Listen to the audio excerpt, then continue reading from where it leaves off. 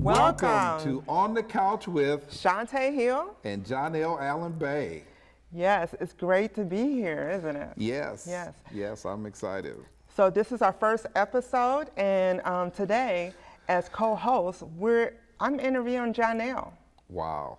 This is going to be tough. and he's going to share his story. It's not going to be tough because it's about you, Yeah, but you're a hell of a journalist. and you're easy to talk about yourself. It's easy for that to happen. Oh, that's right? not true. But I'm Johnell Allen-Bey, and I'm a returning citizen. I was incarcerated for 29 years. I've been home now for 28 months and 8 days. I'm excited. What time is it? Wow, I don't know. And 4 hours. So I'm excited Yeah. to be here. So Johnell, It's a journey. why don't you start with telling us about your story and your journey? How did you, well, tell us a little bit about your backstory. So I'm not your typical criminal. I was raised with both of my parents, and went to college, and was a productive person. And I always used to ask myself, man, why don't I have a crutch? My dad, he wasn't an alcoholic, and my mother, wasn't doing crazy things. I didn't have a traumatic background where there was abuse in the home. I wasn't on drugs. I wasn't an alcoholic, So how did I end up in here? Yeah. And it was based on decisions and being disobedient, Okay. And so that's a hard thing to accept, that I'm here because of me. But once I got in, I had to figure out, what was I going to do? I wanted to go to law school. I wanted to be an attorney, and probably got into politics and been the first governor for the great state of Michigan, and my plans changed. And so now I was in jail, and I was sitting on my bunk, and I said, well, I can't have a woe me moment.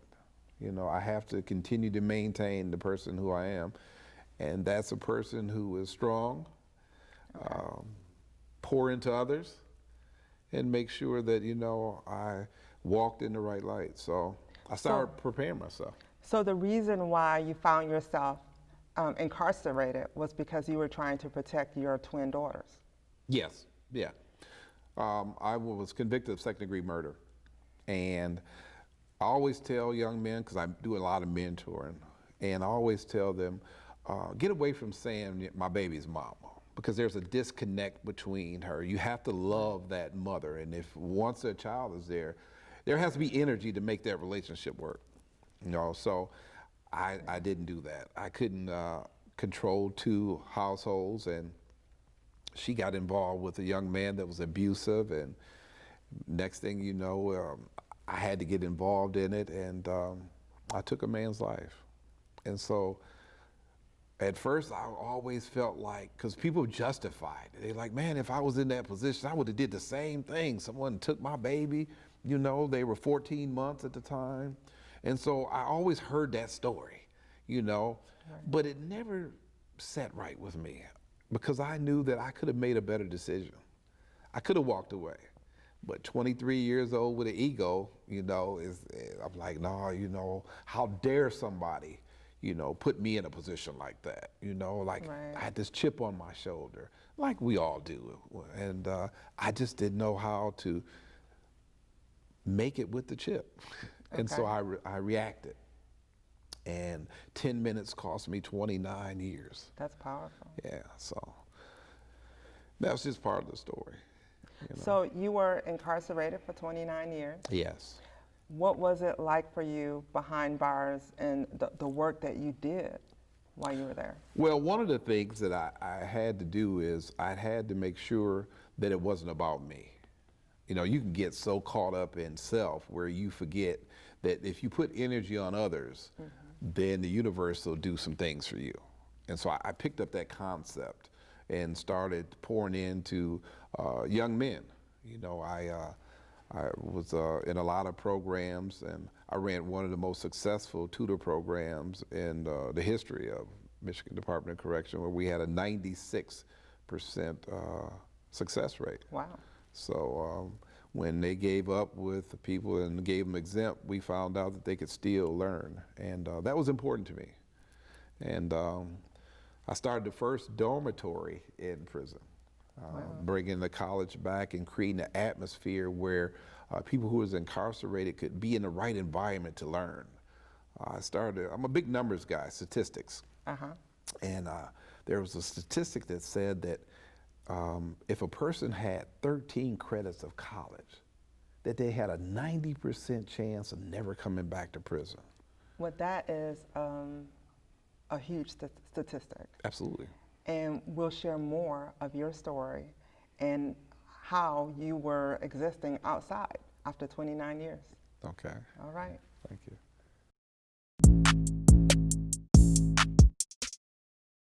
On the Couch with Shuntai and Johnell focuses on educational, humorous, and insightful topics based on extraordinary lives of real people. Each episode provides real talk from real people. What makes you want to change? There's three things that, make people change: frustration, inspiration, or desperation. Which one you want to choose? Because anger, let's not acknowledge that anger is also a survival. Okay. It's part of survival. It is a natural emotion that comes with survival. And so you're going to have anger, you're going to have sadness, you're going to deal with grief. And so our job is not to erase those emotions, but to get what you need out of those emotions to move forward, get the tools that you need from that so it can be constructive. Hey, you know what? This is the way you live life to the fullest. Okay. This is the way relationships are the best. This is the way God wants it for But you. there's a cleansing. There's an educational process when you talk about some of the things that you experience, because oftentimes you're not the only one that's gone through it. And that's where the embarrassment comes in, when we think we're the only one that's been treated this way, or how could he have done this to me? Other people have gone through similar things. I was incarcerated for 29 years. I've been home now for 28 months and 8 days. I'm excited. What time is it? Wow, I don't know. And 4 hours. So I'm excited to be here. So Johnell, why don't you start with telling us about your story and your journey? How did you, tell us a little bit about your backstory.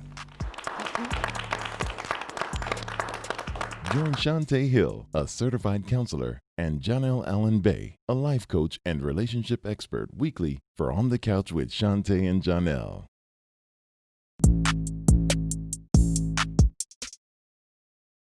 So Johnell, you were just sharing your story of you being locked up for 29 years. Yes. Now, what was the first thing that you decided to do after 29 years when you were released? What did you do? The first thing I did was notice that the air was different. I remember coming out the door and I'm like, oh my God, this is not even the same air I've been breathing for 29 years. And I just had to inhale. And then I remember receiving an envelope, and the envelope had some money in it. And I opened it up and I looked at it and I said, now they trying to play some games with me, giving me this phony money. I had never seen big faces before on the money. You never had to deal with currency. I didn't deal with currency. The currency when I was locked up was a ramen noodle, I think, right? So, the bartering system. They're right, yeah. So that was so crazy to me to look and see that, is this real? And I remember saying, look, I need to go to the store because I don't believe this here. I got to spend something, And I went in and got some gum. And they was like, hey, do you have anything smaller than 100? I'm like, no, I don't. Right. And I remember seeing my parents. That was, my parents were both living. And that's very unusual to do 29 years and you come home and both parents are living. So I had to think of a strategy. I didn't tell them I was coming home. Surprise. I wanted to surprise them. So I remember coming to the door and I went to the front door and I rang the doorbell and my dad came in his underwear and opened the door. And he looked at me and he's like, oh my God, and I just hugged him, and he's sitting there, and my mom doesn't hear well. So she thought that I was having a conversation with him on the phone. And she said, that's my baby on the phone. Let me talk to her. You know, that's what she was like. Let me get on the phone. And I walked in the room and picked her up off the bed, and she just went crazy. She couldn't believe it. And we were just in tears. You know, I'm getting emotional, you know, talking about it, because God truly blessed me to come home to both my parents living, and, you know, in decent shape, you know. And the craziest thing that she did was she says, I got something for you. I got something for you. So she went downstairs and she brought this box up. And it was a Nike box, and it had on some Jordans from 1989 that was brand new that I'd had. And my mom says, I got these shoes that I've been holding them for you all these years. And she opened up the box, and the bottom fell off the shoes. I'm like, oh my God, they had dry rotted all that time. And I says, well, thank you, Mom. And she was so hurt. But, so Johnell, what was your biggest hurdle coming home? I think just adjusting to people. You know, everything had changed. I couldn't find a phone booth. You know, when I left, you could get a phone booth every corner. Now they had these little phones, and I had a phone in my hand, and I wanted to be cool, you know, because you know, everyone had changed. Well, yeah, I had the big box or something one time, right? And it's this little device, and I'm trying to figure out, well, how do you call, you know? And you know, I'm a man, I'm a prideful man, and I sat there for a minute, and I pushed, and I didn't know what to do, and I finally said, well, what did I do? And my 4-year-old grandson says, grandfather, let me see this here. Listen, you do this here, and you do that there. I'm like, okay. And he taught me how to use the phone, and that was just amazing. And then food. I go to restaurants, and the food is just, I can't believe how much they feed you. I mean, you know, the portions are so large. And everyone else thinks like, what are you talking about? I'm like, I can't eat all this. You know, everywhere I go, I have to take a box back because, you know, and I'm a big dude, but this is a lot of food. Everything is supersized. You know, if I ask for a pop, they bring me something this big, and I'm like, I can't drink all that. So what were your relationships like with your parents and with friends? You were a young guy going in to prison. So I'm an old man now, right? Not an old man, but let's say seasoned, more mature, coming out. I like that.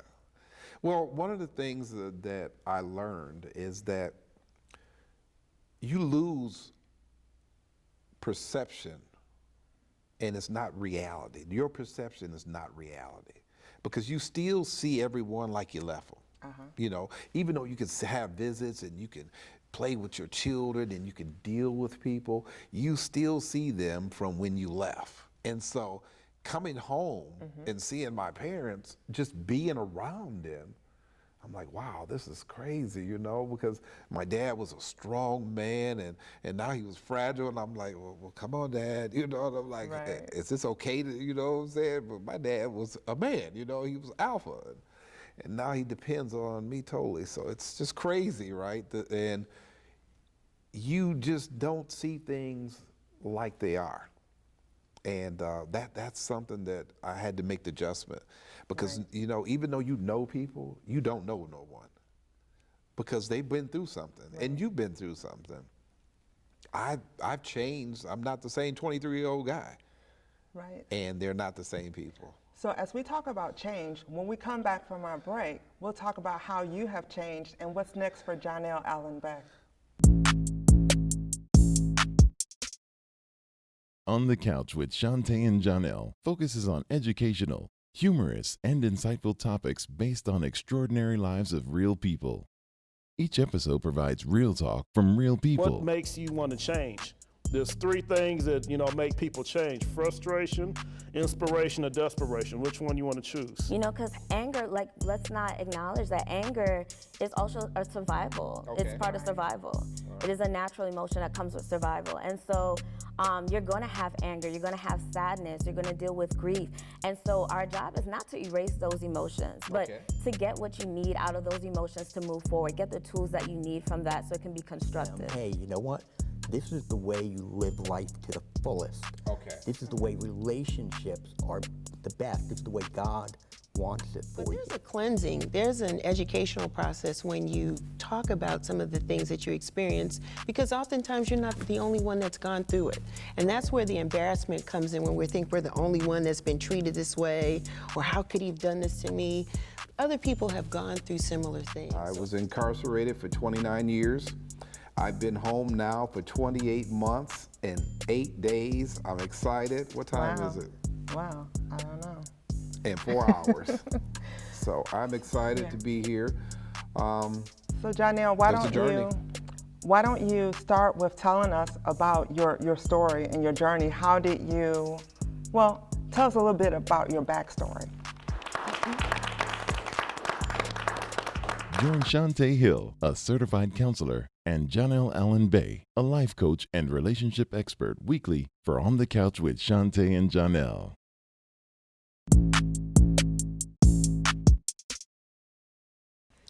So Johnell, we were talking in a previous episode about how relationships have changed. Yeah. How have you changed? Well, I think the major change is that I have some type of control of my destination. Okay.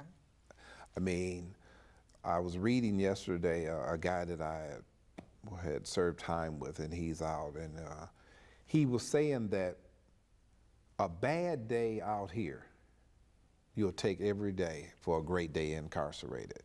And so that's how I look at life. No matter what's going on, when other people are overwhelmed and going through something, COVID-19, they're on a lockdown, I'm like, listen, get real. This is living. You have life out here, and you got to live it to its fullest.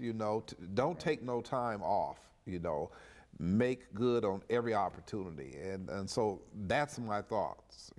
That's my thinking pattern. That's how I'm driven every day. When I hit the ground, I'm ready. I'm ready because of the fact that I slept for 29 years, right? So, I'm out here and I'm ready to, whatever that's put in my way, I understand that it's for my benefit. And so that's the way I look at it, What an amazing story.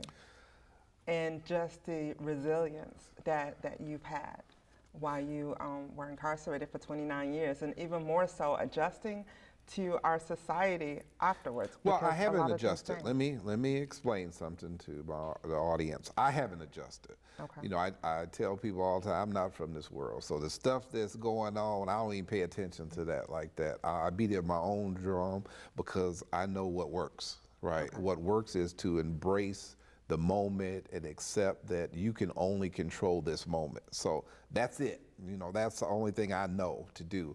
And when I got home, I said, I got to make an impact. I have to do something because of the fact that I believe that the years that I did was for a purpose, and it's for a purpose now. So I'm a big advocate. I believe I'm the voice for the voiceless, those who are returning citizens. There are 70 million of us in this country, and that's impactful. That's impactful. So if we can just allow them to understand their power and empower them with voting. Just something that simple. Think of what 70 million could do in numbers in this country. That's my job. So that's what I go and do. I remember speaking 8 days after I was out to... You got out running with us. Yeah, I was down at a university, and I was speaking to a group of young, enthusiastic criminal justice students, right? And it was amazing that they wanted to hear my story and how I saw things. you know, from the inside as well as out, because I have two perspectives, you know, and to be able to share that is educational for everyone. You've had some successes since you've been out. Yeah. Okay, can you share with our audience some of the successes, especially with one of the board of directors that you sit on, being the first? Yeah, so, I'm the first returning citizen to sit on the board of directors for the ACLU in the state of Michigan. I'm honored to have that position. And what does the ACLU? Well, ACLU, everyone in the world knows that Just in anytime case they there's don't. an injustice, you know that they're going to be on point and they're going to make sure that they do everything to get the unjust just. But my greatest thing is Nation Outside. Nation Outside is an organization, grassroots in the state of Michigan, and we work with returning citizens and people with felonies to be able to give them an opportunity. I'm working on a fair housing commission where our people who get out or people who have felonies, they can live where they want when they got the money to, you know, afford it. It's a shame we live in a society where, you know, because you have that F, you can't be and living in certain neighborhoods. That's a shame. And so I own two companies. I started a company, a transportation company. I started off driving myself every day, you know, just taking people back and forth to work. It built up into where I started taking packages. I have a company that moves for Amazon, Walmart, Staples. I employ people who are returning citizens. So I do a lot. You're I'm doing a contributor. A lot. Yes, you're a contributor, and we're co-hosts on two She shows. say, he say. And also, you're a co-host right here on the couch with so you'll see Shuntai me, and Johnell. switching positions. I'll get the chance to move up, right? Yeah, so I'm thank excited. You. Thank you. you for sharing your story. Thank your you. story needed to be heard. Thank you. And I appreciate you being my co-host. Wow. Thank you. And thank you for joining us for our first episode of On the Couch with Shuntai Hill and Johnell Allen-Bey. Until next time, peace.